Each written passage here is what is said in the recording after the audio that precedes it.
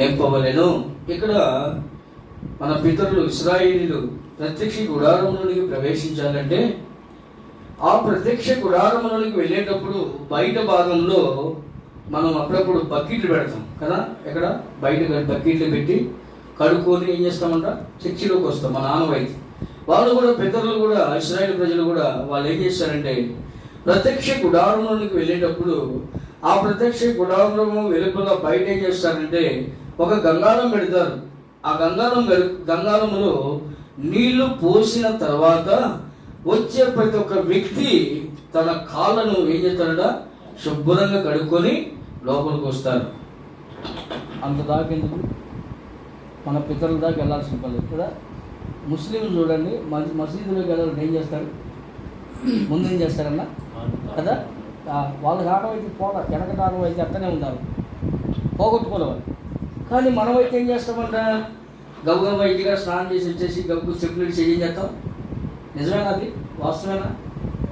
వాళ్ళకున్న దేవుని దగ్గర ఉన్న గొప్పతనం కూడా మనకు ఉండదు. ఒక్కోసారి ఉంటుంది, కాదని నేను అన్నా. కానీ కొన్నిసార్లు మనం ఏం చేస్తామంటే మర్చిపోతాం.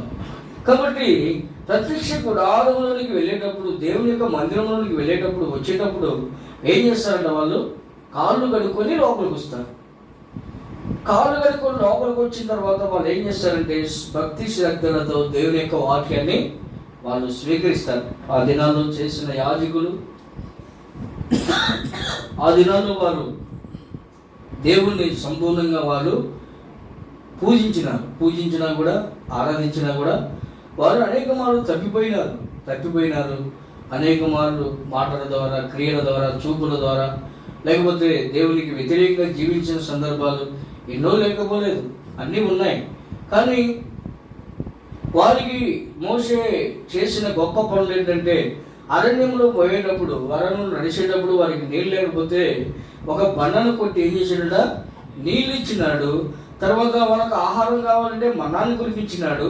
ఇలా అద్భుతాలు జరిగించిపోయినారు. కానీ వారి జీవితాల్లో ఏం చేస్తూ వచ్చారంట, ఇంకా వెనకడిగేస్తూ వచ్చినారు. ఇంకా వెనకడిగేసినాక వాళ్ళు ఏం చేయబడుతూ వచ్చినారంట. వెనకడిగేసిన తర్వాత 1 కొరింథీ 10వ అధ్యాయం 4వ వచనం దయచేసి చదవండి. 1 కొరింథీ 10వ అధ్యాయం 4వ వచనం 5వ వచనం కూడా చదవండి. అందరూ జాగ్రత్తగా వినాలి. అందరూ ఆత్మ సంబంధమైన ఒకే ఆహారమును భుజించిరి. అందరూ ఆత్మ సంబంధమైన ఒకే పానీయమును చేసిరి. ఏలయనగా తమ్మును వెంబడించిన ఆత్మ సంబంధమైన బండలోనే తాగారు. ఆ బండ క్రీస్తే. చదవండి ఇంకా. అయితే వారిలో ఎక్కువ మంది దేవునికి ఇష్టలుగా ఉండకపోయింది కనుక పిల్లరా ఏమేం తిన్నారంట వీళ్ళు, చెప్పండి. ఏమేం తిన్నారంట?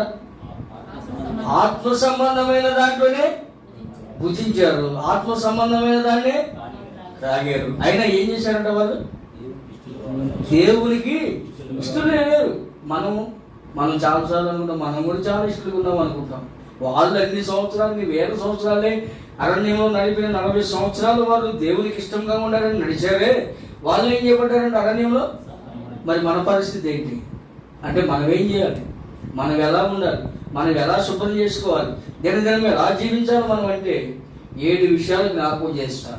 ఏమేమి శుభ్రం చేయాలి, ఏమేమి కడుక్కోవాలి, ఏమేమి మన జీవితంలో కడుక్కుంటే ఆ పనులో మనం చేయవేయడానికి యోగ్యముగా కనబడతాం. చూడండి, మొట్టమొదటిగా బైబిల్ గ్రంథంలో మొట్టమొదటి ఏం కడుక్కోవాలి అంటే 51వ కీర్తన 2వ వచనం. కీర్తనలు 51:2 చదవండి, బిగ్గరగా చదవండి. నా దోషము పోవునట్లుగా. ప్రియులారా, దావీదు మహారాజు అంటున్నాడు, ఏమన్నాడంట? నా దోషము, నా పవిత్రత పోవునట్లుగా నన్ను ఏం చేయాలంట?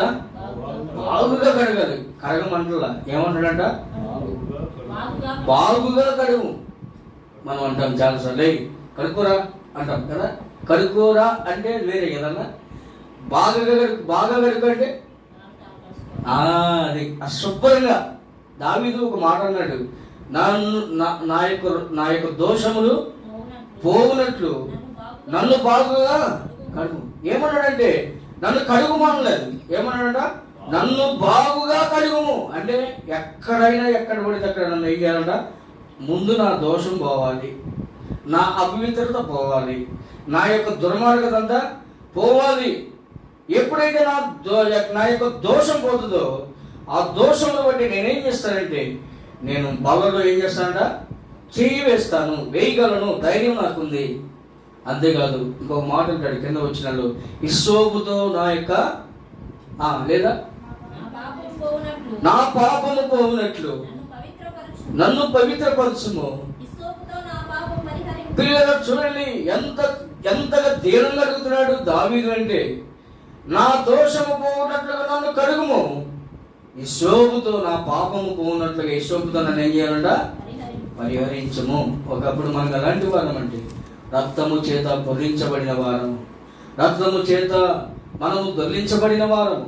కాబట్టి ఇప్పుడు దావీదు చెప్పే మాట ఏంటంటే, నా దోషము పోవునట్లుగా నన్ను కడుగు. ప్రభు ప్రియులరా, ప్రభు బలలోకి వెళ్ళేటప్పుడు మన దోషములు, మన పాపములు ప్రభు యొక్క రక్తంలో కడగబడిన మనము, ప్రభువా ఈ వారంలో నేనేం చేశాను, ఏ దోషంలో నేను పాల్పొందినాను, కూడా చేయడాన్ని నేనేం చేశాను, ఆ దోషంలో నేను ఏం చేయాలంట? కడుగు, పవిత్రపరచు, శుద్ధి చెయ్యి, నా జీవితానికి గొప్ప ఆశ్చర్యకరంగా నన్ను నడిపించు. కాబట్టి దావీదు మహారాజు ఏం చెప్తున్నాడంటే, నా దోషము పోవునట్టుగా నన్ను కడిగితే నేను నిన్ను స్వీకరిస్తాను. ఈ యొక్క మధ్యాహ్న కాల సమయంలో బలలో పాల్గొంటున్న నీవునే కూడా మనము ప్రభు బల ఎరిగేటప్పుడు మనం అడగాలి, ప్రభు నా దోషము కడుగు, నా దోషము బాగా కడుగు, నా దోషము పోవునట్లుగా నన్ను కడిగి శుద్ధి చెయ్యి అని మనము ప్రభు బల దగ్గరికి వెళ్ళాలి. మొట్టమొదటిగా ఏం కడుక్కోవాలంట? దోషమును కడుక్కోవాలి. చూడండి, రెండవది ఏం కడుక్కోవాలంట? బైబిల్ గ్రంథంలో చూడండి, ఇర్మియా గ్రంథం 4వ అధ్యాయం 14 వచ్చినాం. ఇర్మియా గ్రంథము 4వ అధ్యాయం 14 వచ్చినాం. దయచేసి మనం చదవండి ఒకరు. యెరూషలేమా, నీ హృదయములో నుండి పిల్లగా. రెండవది ఏం కడుక్కోవాలంట? హృదయములోని. ఒకటికొకరికి దగ్గరగానే ఉంటాయి నేను చెప్పేయండి. అన్ని ఒకలాగానే ఉన్నట్టుంటాయి కదా, అన్ని ఒకలాగానే ఉన్నట్టుంటాయి. కానీ ఇప్పుడు మనం బల దగ్గరికి వెళ్ళి మనం ఏం చేయాలంట? మొట్టమొదటి దోషములు కడుక్కోవాలి. రెండవది ఏం చేయాలంట? చెడుతనము. చెడుతనం కాదు, హృదయములో ఉన్న చెడుతనము. హృదయంలో ఏం చెడుతనాలు ఉన్నాయట? మార్కు సువార్త 7:21 ఏమున్నాయి? చదవండి. మార్కు సువార్త 7వ అధ్యాయం 21. త్వరగా చదవండి.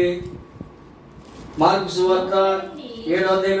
మనుషుల లోపల నుండి, అనగా మనుషుల హృదయముల నుండి దురాలోచనలను, జారత్వములను, దొంగతనములను, నరహత్యలను, విచారములను, లోభములను, చెడుతనములను, కృత్రిమములను, కామ వికారములను, దేవదూషణయు, అహంభావములను, అవివేకమును వచ్చును.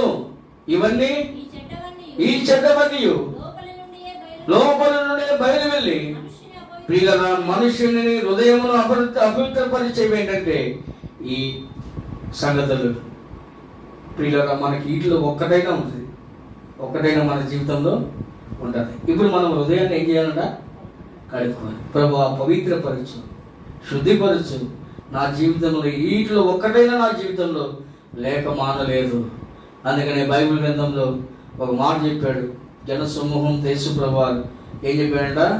మత్తయి సువార్త 5వ అధ్యాయం 8 వచ్చిన, హృదయ శుద్ధి గలవారు ధన్యులు, వారెవరంట?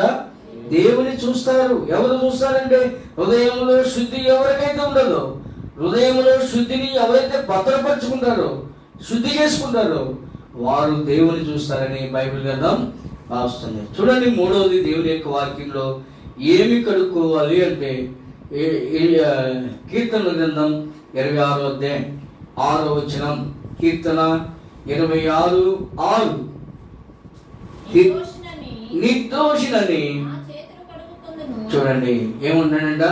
నిర్దోషినని నా చేతులు నేను కడుగుకుందును. పిల్లరా, బైబిల్ గ్రంథంలో ఒక మాట కూడా ఉంది. ఏమంట? 32వ కీర్తనలు అంటాడు. చూడండి, 32 కీర్తన మొదటి 2 వచనాలు. తన అతిక్రమములకు ప్రాయశ్చిత్తమునందినవాడు, తన పాపములకు ప్రాయశ్చిత్తమునందినవాడు ధన్యుడు. యెహోవా చేత ప్రియులారా, ఇది కావాలి. యెహోవా చేత ఏమనిపించాలంట? మనం నిర్దోషిగా ఎంచబడాలి. దోషిగా ఎంచబడింది వేరు, నిర్దోషిగా ఎంచబడింది వేరు. యేసు ప్రభువు వారిని సమాజంలో నిలబెట్టినారు, పిలాతు దగ్గర నిలబెట్టినారు. పిలాతు భార్య చేయమందంట, ఈయనలో ఏ దోషము లేదు. ఎలాంటి వాడండి? దోష నిర్దోష? నిర్దోషి. అయ్యా, ఈయనలో ఏ పాపము లేదు. అనవసరంగా నువ్వు ఆయన పట్టుకున్నావు. ఈయన వదిలేసి నువ్వేం ఏం కడుక్కోవాలంట? నీ చేతులు కడుక్కో. నీ చేతులు కడుక్కోమంటే నీకు ఉపయోగం లేదు. ఆ నిరపరాధుల యొక్క రక్తం నువ్వేం చేస్తావంట? జీవితాంతం అనుభవించాల్సిందే. కాబట్టి ప్రియులరా, మూడవది ఏంటంట? ఏం కడుక్కోవాలంట? చేతులు కడుక్కోవాలి. చాలాసార్లు అంటారు, చేతులతో చేసిన పాపాలను బట్టి. చేతులతో నేనేం చేశాను? పాపాలు చేయకూడని పనులు చేసి ఉంటాను, చేయకూడని పరిస్థితులు అన్నీ నీకు కనబడతా ఉంటాయి. కాబట్టి ప్రియులారా, బైబిల్ గ్రంథంలో మనం చూస్తే అన్ని విషయాలు చేతులతో చేసే పాపమును బట్టి, చేతులతో చేసే అవమానములు బట్టి, చేతులతో చేసే ఈ యొక్క దుష్కార్యములు బట్టి మనము ఎప్పుడో నశించిపోవలసిన వారు. కాబట్టి ఆయన చేతులు కడుక్కోవాలని దేవుని యొక్క వాక్యము ద్వారా చదివిస్తూ ఉన్నాడు. చూడండి, బైబిల్ గ్రంథంలో చేతుల ద్వారా వచ్చే నష్టాలు చాలా ఉన్నాయి, చేతుల ద్వారా పోయే బాధలు కూడా చాలా ఉన్నాయి. కాబట్టి ఇస్సాకు చేతులతో దీవించినాడు. ఎవరిని దీవించినాడ? ఏం చేశాడంట? యాకోబు చరిత్ర ఇస్సాకు చరిత్ర మనకు తెలుసు. ఏశావు అవసాన కాలంలో ఉన్న ఇస్సాకుని యాకోబుని ఇద్దరిని పిలిచినాడు. ఏశావుని పిలిచి, అరే నువ్వు వెళ్ళి నా కొరకు ఏం చేయాలంట? నువ్వు మంచి మాంసం తీసుకొని వచ్చి నాకు భోజనం చెయ్యంటే, ఈ యొక్క ఏశావు చెప్పే మాట విని తన తల్లి అయిన రిబ్కా ఏం చేసిందంటే యాకోబుకి చెప్పింది. ఏం చెప్పిందంట? నువ్వు ముందుగా పోయి అరణ్యంలోనికి పోయి నువ్వేం చేయాలంట? ఆ యొక్క కుమారుడికి అరే తీసుకొచ్చిరా, నాన్నకి పరాన్ని తీసుకొస్తే మనం ఏం చేస్తామంటే నాన్న నిన్ను తిని ఆస్వాదిస్తాడు. వాస్తులకి చెప్పాలంటే యాకోబుని ఆస్వాదించాల్సిన చేతులు కావవి. ఎవరిని ఆస్వాదించాలంటే ఆస్వాదించిన చేతులు. కాబట్టి ప్రియులరా, అవి అక్కడ మోసకరంగా కుయుక్తిగా జరిగింది. కానీ చివరకు ఏమైందంట? యాకోబే ఆశీర్వాదములకు వారసుడిగా చేస్తూ వచ్చాడు. పిల్లలు, యాకోబు అనేవాడు ఒక్కడే. యాకోబు ఎబ్రోను దగ్గర మార్చబడిన తర్వాత ఏం చేసినాక ఇశ్రాయేలుగా మార్చినాడు. యాకోబు ఒక్కడే కానీ ఇశ్రాయేలు అనగా ఎంతమంది అంట? అనేకులు. ఒక్క యాకోబు ఏం చేసినంట? ఇశ్రాయేలుగా అనేక జనాంగముగా మార్చబడుతూ వచ్చినాడు. కాబట్టి ప్రియులరా, మన జీవితంలో మనం చేయాల్సిన, కడుక్కోవలసిన మూడవ సంగతి ఏంటంటే చేతులు కడుక్కోవాలి. చేతులేనా? ముఖమా? చేతులే కదా. మొట్టమొదటిది ఏంటంట?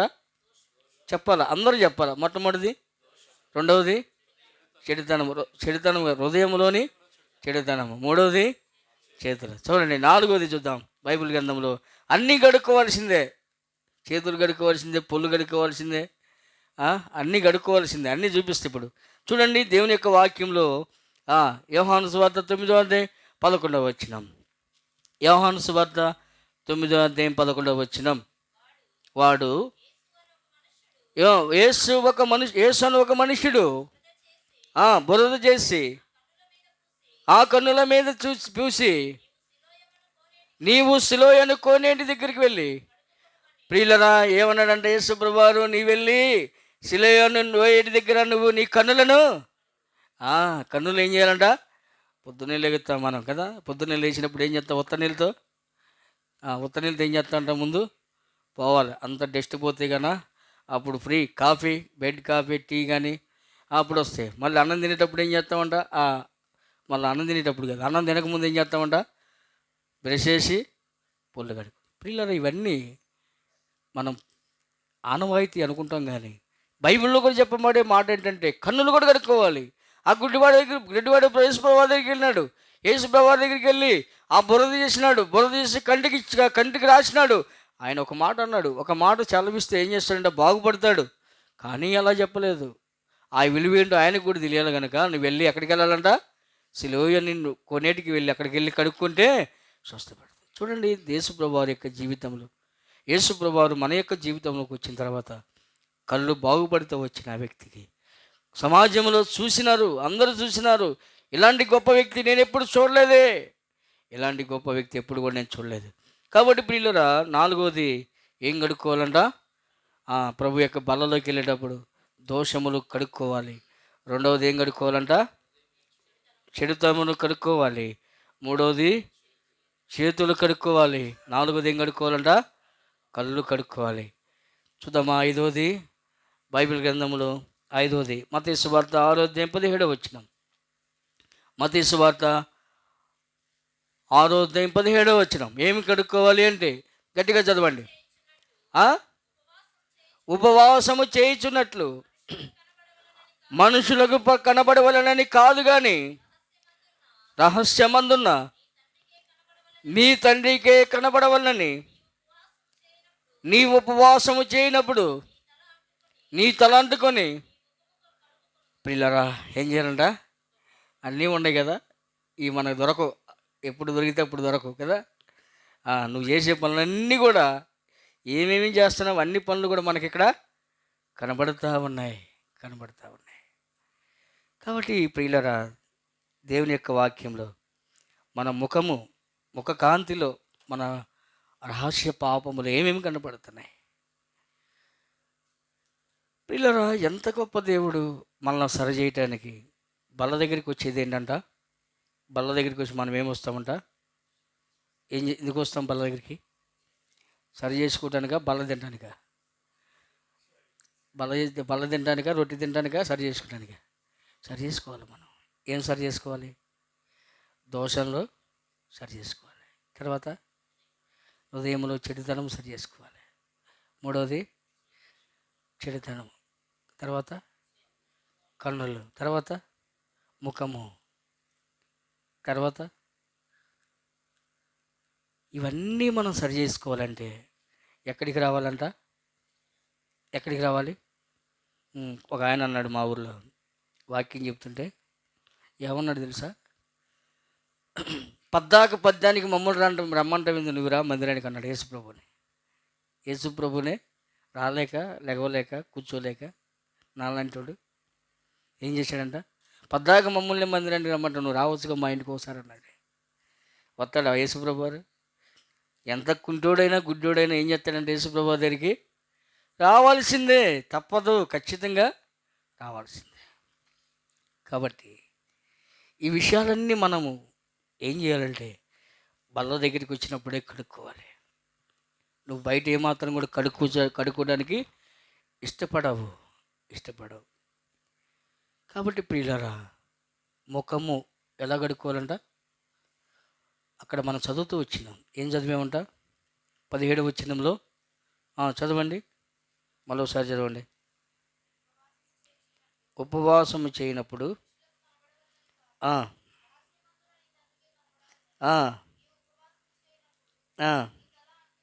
నీళ్ళు తలంటుకొని నీ ముఖము కడుక్కొనుము. పిల్లరా, ఉపవాసం చేసేటప్పుడు మనం ఎంత జాగ్రత్తగా ఉండాలి, మనం ఎంత కఠినంగా ఉండాలి. కొంతమంది ఉపవాసం చేసేటప్పుడు ఏం చేస్తారంట, కటిక మంచి నీళ్ళు కూడా తాగరు కదా. పాపం అలాంటి వాళ్ళు చాలామంది ఉన్నారు.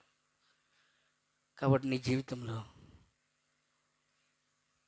తర్వాత మనం ఏం చేయాలంటే, ఆరోది దేవుని యొక్క వాక్యం మనం చూస్తే, ఆరోది మనం ఏం కడుక్కోవాలంటే మన కాళ్ళను కూడా కడుక్కోవాలి. ఏం చేయాలంట? మన పాదములు కూడా. యేసుప్రభువు వారు కడగలేదా? ఎక్కడ కడిగాడు? శిష్యుల పాదములు. ఏం పాదములు కడిగాడంట? పల్లెలో పెట్టి వాళ్ళు నడుము చుట్టుకొని రిఫరెన్స్ గుర్తుందా? యోహాను సువార్త చూడండి. యోహాను సువార్త ఏం కడుక్కోవాలంట? 13వ అధ్యాయం 5వ వచనం. యోహాను సువార్త 13వ అధ్యాయం. మా పల్లెములో నీళ్లు పోసి 13:5 శిష్యుల పాదములు కడుగుటకును. ప్రియులారా చూడండి, ఇవన్నీ మనకేం జ్ఞాపకం చేస్తానంటే తగ్గింపు. యేసు ప్రభువారు ఏం చేసినంట? తగ్గించుకున్నాడు. ప్రియులారా, తన యేసు ప్రభువారు శిష్యుల యొక్క పాదములు కడగడానికి ఇష్టపడ్డాడు. కడగటమే కాదు, ఆయన కట్టుకున్న వాళ్ళను కూడా ఏం చేసినంట? తుడిచినాడు. ఈ మధ్యాహ్న కాల సమయంలో ప్రభు నిన్ను కోరేది ఒకటి. ప్రభు నువ్వు సరి చేసుకోమంటున్నాడు. ప్రభు నువ్వు సరి చేసుకోవడానికి ఇష్టపడు. కాబట్టి యేసు ప్రభు వారి యొక్క పాదములు కూడా ఏం చేసినట్టు? కడిగినాడు.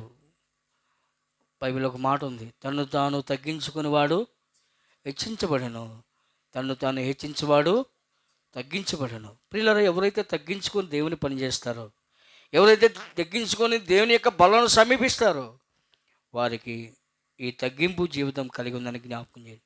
7వదిగా దేవుని యొక్క వాక్యంలో ఒక మాట చదువుదాం. చూడండి, బైబిల్ గ్రంథంలో యెషయా గ్రంథం 1వ అధ్యాయం 16వ వచనం. యెషయా గ్రంథం 1వ అధ్యాయం 16వ వచనం. మిమ్మును కడుగుకొనుడి, శుద్ధి చేసుకొనుడి. ప్రియులారా, ఇక్కడ ఏమంటున్నాడంటే మిమ్మును మీరే ఏం చేయాలంట? నాకు తెలిసి ఇప్పుడు నేను ఏమనుకుంటానంటే, ఇప్పుడు చెప్పినవన్నీ మనయ్యేగా, మన శరీరంలో ఉన్న భాగాలేగా. ఏమి భాగాలు మన శరీరంలో ఉన్నాయి? కాళ్ళు మన శరీరంలో ఉన్నాయి, కళ్ళు మన శరీర భాగంలో ఉన్నాయి, తర్వాత ముఖం మందే, హృదయం కూడా మనదే. మరి మనమేంది? అన్నీ సరి చేసుకుంటూ వచ్చాడు, కానీ ఎక్కడో ఒక చోట లోపం ఉంది. కనుక ఇప్పుడు ఏమంటాడంటే మనలోనే మనమే శరీరం కావచ్చు. ఇప్పుడు దాకా మనం అనుకుంటాం, ఏమనుకుంటాం తెలుసా? కాళ్ళకు చెప్పాడు, కళ్ళుకు చెప్పాడు, ఇంకా హృదయానికి చెప్పాడు, ఇంకా అన్నీ చెప్పాడు, మొహానికి చెప్పాడు, గుండెకి చెప్పలేదు అని అనుకుంటారు కదా, మూత్రపిండాలకు చెప్పలేదు అని అనుకుంటారు కదా. ఇప్పుడు అందుకని మూత్రపిండాలు గుండె కలిసి చెట్టు ఏం చెప్పాడంట? మనలో మనమే.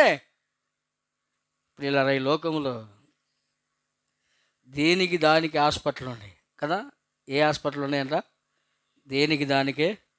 గుండె పోతే గుండేస్తారు కదా, లివర్ పోతే లివర్ వేస్తారు, తర్వాత ఇంకేం పోతే అది పోతే దానం చేసేవాళ్ళు ఉన్నాయి. ఇంకా అక్క అమ్మ చెప్పురా, కిడ్నీస్ పోతే కిడ్నీస్ దానం చేశారు. ఇంకా అమ్మాయి ఆలోచిస్తుంది, ఎక్కడికో వెళ్ళింది పాప, చెప్పురా. ఇంకా అన్నీ ఉన్నాయి, కానీ అన్ని హాస్పిటల్ ఉన్నాయి. ట్రస్ట్ హాస్పిటల్ ఏముండదంట? రా లోపలికి రా. టైం హాస్పిటల్ ఉంది, ఏమంటుందంట? టైం అయిపోయింది, నీకు కాలే నీ పని అంటదంట. హెల్ప్ హాస్పిటల్ ఉందంట, నీకు హెల్ప్ చేయడానికి నేనుండా, నువ్వు రమ్మంటదంట హెల్ప్ హాస్పిటల్. టైం హాస్పిటల్ అంటదంట, ఏమంటదంట? నీ టైం అయిపోయింది, కాలేక నీ పని అంట. కానీ యేసు ప్రభువారు అన్నాడు, మనల్ని మనము సరి చేసుకుంటే, మనల్ని మనం యోగ్యంగా పరీక్షించుకుంటే, ఇప్పుడు మనం చదువుతూ వచ్చినాం 1:16 ఏమనుందంట? మనల్ని మనమే కడుగుకోవాలి, శుద్ధి చేసుకోవాలి. వస్తావా శుద్ధికి? వస్తావా కడుక్కునేదానికి? మనల్ని మనమే పరీక్షించుకుంటే మన యొక్క జీవితం అంతా శుద్ధి అయిపోతుంది, మన శరీరం అంతా బాగుపడిపోతుంది. ఇంకో మాట అంటాడు 1 కొరింథీ 6:11 ఆ మాట అంటాడు. చూడండి, 1 కొరింథీ 6:13 బైబిల్ గ్రంథంలో.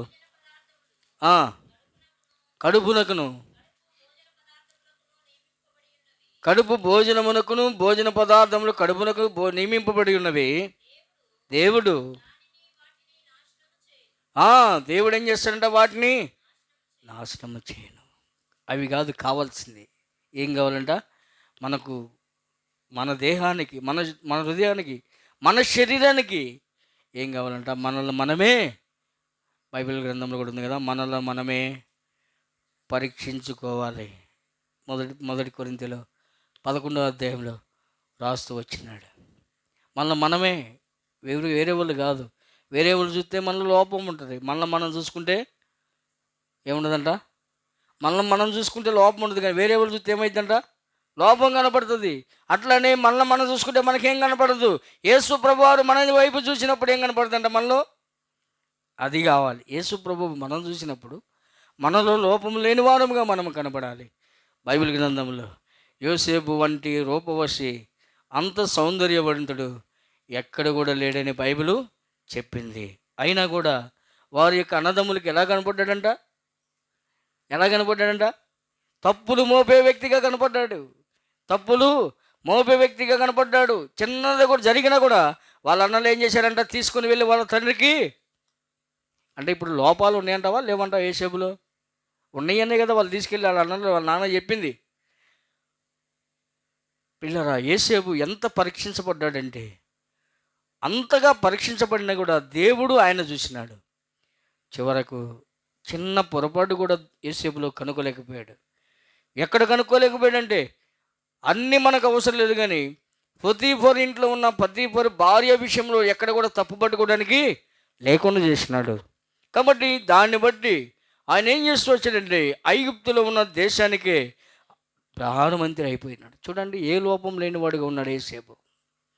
చాలామంది మన వైపు చూస్తారు, చాలామంది మనం చూస్తారు, కానీ చూసినప్పుడు మనం లోపం లేనివారుగా మనం ఏం చేయాలంట, కనబడ. ప్రభువు చూసినప్పుడు అత్యధికంగా, ప్రభువు మన వైపు చూసినప్పుడు, ప్రభువు మనం లోపము లేని వారం, మనం ఏం చేయాలంట, కనబడేవారం. కాబట్టి 7 విషయాలు జ్ఞాపకం చేసి మరోసారి చెప్తారా? ఎందుకు చెప్తున్నానంటే, పద్దకి ఎందుకు చెప్పిస్తానంటే, వాక్యం అయిపోయే లోపల ఈ మెసేజ్ మీకు కూడా అర్థం కావాలనే చెప్పిస్తాను. ఏం కడుక్కోవాలి చెప్పండి, గట్టిగా చెప్పండి. మొట్టమొదటిది దోషములు, రెండవది హృదయములోని చెడుతనమును కడుక్కోవాలి, మూడవది చేతులు కడుక్కోవాలి, నాలుగవది కళ్ళు కడుక్కోవాలి, మొహం కడుక్కోవాలి, పాదములు కడుక్కోవాలి. ఇంకా మనలో మనమే.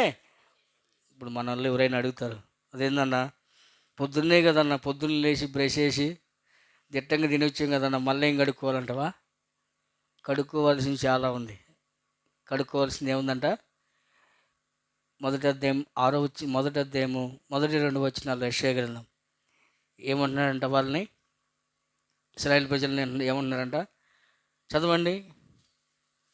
మొదటి అధ్యాయం 2 వచనాలు, లేకపోతే చూడండి 2వ వచనం చదవండి.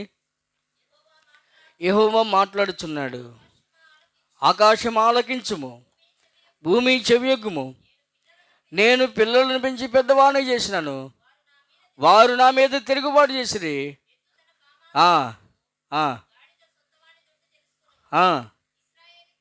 పిల్లరా, ఇది మన బతుకు. ఏంటంట, ఎప్పుడు మనం తెలియలేని బతుకులు. మనకి తెలివి కలిగి జీవించాలంటే మనం ఇప్పుడు 7 విషయాలు మన జీవితంలో ఏం చేయాలంట, కడుక్కోవాలి. ప్రభు బలలో ప్రవేశించి నేను 6 రొట్టెలు చేయవేసి నేను 7 అంతల కడుగు నాకు దయచేయి. కడుక్కొని నీ బల్ల ఎదుట, నీ ఎదుట నేను సాక్షిగా నిలబడినట్లు. ఒకవేళ బైబిల్లో ఒక మాట ఉంది, ఎవడైనాను అయోగ్యముగా ఏం చేయాలంట, అయోగ్యముగా పాలు పొందిన వాడు ఏంటంట, బలహీనులను, రోగులను, చాలామందిని ఏం చేస్తున్నారంట, అనాలోచనగా వెళ్ళొద్దు బల దగ్గరికి. అదేదో సేవకుడు చేసేదో, సేవకురాలు చేసేదో కాదు, కానీ అది ఎవరిదంట, రక్తం, అది శరీరం ఎవరిదంట, దేవునిదని నువ్వు వివేచించి నువ్వు తిని త్రాగితే అది నీకు మేలు. పిల్లరా, మోకరించండి. ఈ 7 విషయాలు మన జీవితంలో కడుక్కొని పరిశుభ్రపరచబడే బలలో యోగ్యమైన రీతిగా పాలు పొందాం. మోకరించండి, ప్రార్థన.